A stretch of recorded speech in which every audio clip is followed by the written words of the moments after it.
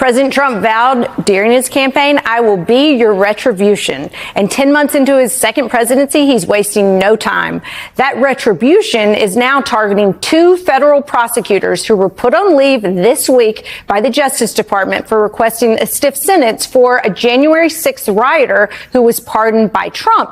He was later arrested after turning up armed near President Obama's home in 2023. In the memo, prosecutors described him as having been among the mob of rioters on January 6th.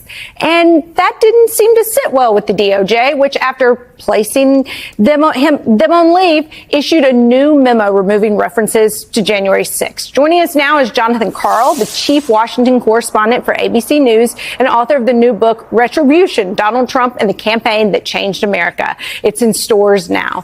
So, Jonathan, this is yet another example of Trump weaponizing the DOJ. What's your takeaway from the ongoing retribution campaign? Did you anticipate that it was going to be at this level, this stamina, so constant, and so many different targets? I mean, I called the book Retribution. I decided to call it that the day after Trump won election, because as I was preparing, I knew I was going to write a book about the transition and what was going to come after the election. And I saw that everything that animated Donald Trump's presidential campaign from the very first days that he announced it was this effort of not just to get vindication, not just to come back after he had left the White House in disgrace in 2021, but to get even with his enemies. So yes, I did anticipate this. And also, by the way, as that story you just mentioned vividly illustrates, the effort to entirely rewrite the history of January 6th. Jonathan, there's an interesting excerpt from your book that I want to read part of. And you say there's a section where you describe how Trump called Steve Bannon personally before Ukraine President Volodymyr Zelensky's trip to Washington in February, where he referred to him as a punk. You write that he added, "If that punk comes here, he's going to want a security guarantee. You can't trust him. You can't trust any of the Europeans. You can't trust Putin either, but these guys are really slippery." After that, I think all of our viewers remember that infamous scene where Trump and Vice President Vance seemed to bully Zelensky in the Oval Office. What did you make of that scene with the reporting that you had done leading up to that point and after? How do you look at that now? What did you learn about Trump and foreign policy in that moment? I mean, this was an extraordinary scene that had never been reported. It wasn't just Trump calling out to Bannon to talk to him. It was putting Bannon on speakerphone in a meeting of his entire national security team. So Vance was there, the Secretary of State Rubio was there, the National Security Advisor, the Defense Secretary. They were all gathered there to talk about this effort to come up with a deal with Ukraine to get a share of their natural resources in exchange for U.S. Helping defend against the Russian advance.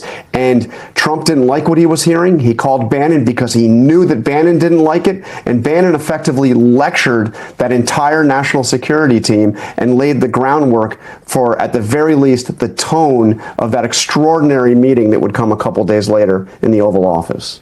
Can I ask you, our team has had a debate a few times over the last few weeks about the influence of Steve Bannon on the president in this current moment, especially as he's out here telling reporters that there is going to be a plan for the third term that will be revealed at some point. People question whether he really is just using those opportunities for attention to make him seem like a bigger deal than he really is, or is he really still whispering in the president's ear to that extent? I mean, the answer is yes. It's both, and it depends on what moment. But here's what you have to understand about Steve Bannon. Steve Bannon went to prison. He spent 4 years in prison for the crime of refusing to cooperate with the January 6th committee. He earned something with Trump at that moment, and also a few years earlier in the immediate aftermath of that election when Bannon was there helping Trump try to overturn the election. It was Bannon that talked to Donald Trump on January January 6th. It was Bannon who set who largely helped create that whole idea that Pence could be forced and pressured into overturn the election. So Bannon is still a very significant influence on Donald Trump, not on everything. Bannon was adamantly opposed, for instance, to the military strikes on Iran, and Trump did it anyway. So he's not, nobody influences Trump on everything, but among the outside influences on Donald Trump, I think there are a few that are bigger, perhaps none that are bigger than Steve Bannon. Just to clarify, you said that Bannon had been in prison for 4 years. I think you meant 4 months. 4 months. Yeah. 4 months, yes. 4 months, so sorry. That's all right. Yes. So I wanted to ask you about why Trump is still able to get this kind of loyalty from so many of his aides, given that he has proven time and time again that the loyalty street only runs one way. There are plenty of aides who thought if they supported him that he would shield them, he would protect them, and he has summarily expelled them from his inner circle, sometimes letting them back in, as in the case with Bannon, but sometimes putting them as targets on his retribution tour. I'm thinking people like Bolton or Scaramucci, for that matter. And how do you think it is possible that so many people seem to convince themselves that they will be the exception, that if they get in his good graces and if they show loyalty, he will protect them and reward them when his track record suggests otherwise? Well, by the way, in the case of Bannon actually got a pardon out of him on the last day of his first administration. But look, there's a psychological factor here with Trump, and I've seen it personally. Inside a meeting, one-on-one, Trump can make and somebody feel like they're the top of the world. He lavishes praise. He exalts these people around him. He gives them positions that they would never have dreamed of having in any other White House. I mean, is there another Republican who would have had somebody like Pete Hegseth as the Secretary of Defense, for instance? Is there anybody else that somebody like Sean Spicer in the first term would have ended up press secretary? So they derive their sense of self-worth from Donald Trump. They get their positions of fame and authority, however fleeting it is, from Donald Trump. So I think that's a big part of it, but it's also the threat. I mean, you see it, in fact, what he's doing with people like John Bolton. If you defy Donald Trump, there is going to be a price to pay. And those who are close to Trump who defy him are going to pay that price in the biggest way. Jonathan, in your book, you have a quote from a Trump advisor that Iran saved Donald Trump. And this is in reference to the Butler, Pennsylvania assassination attempt and how his security posture had changed because of so many threats from Iran. Can you talk about what the source told you and also how the death threats from Iran impacted Donald Trump's policy towards Iran? Elise, I'm so glad you asked this question because it's something that has not really been highlighted so far in the book, and I think it's one of the major revelations here.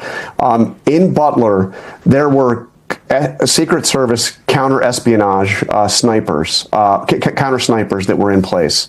And in fact, when Crooks is up on that roof and he takes the shots at Trump and he kills Comparator, he is then taken out with a single rifle shot from a Secret Service counter sniper. That was the very first time in all of American history where there were Secret Service counter snipers at an event that was not a presidential event, that wasn't with a current president. And the reason why they had that added layer of security, the reason why the snipers were there was because there was a threat from Iran. Now, the threat from Iran, there's zero evidence had anything to do with what Crooks did in Butler, but it was because of that general threat level that they had intelligence that Iran wanted to take out Donald Trump, that they put in that added level of security. So that's what that senior Trump official said to me. If it weren't for Iran, Trump might have been killed because Crooks would have gotten off more shots.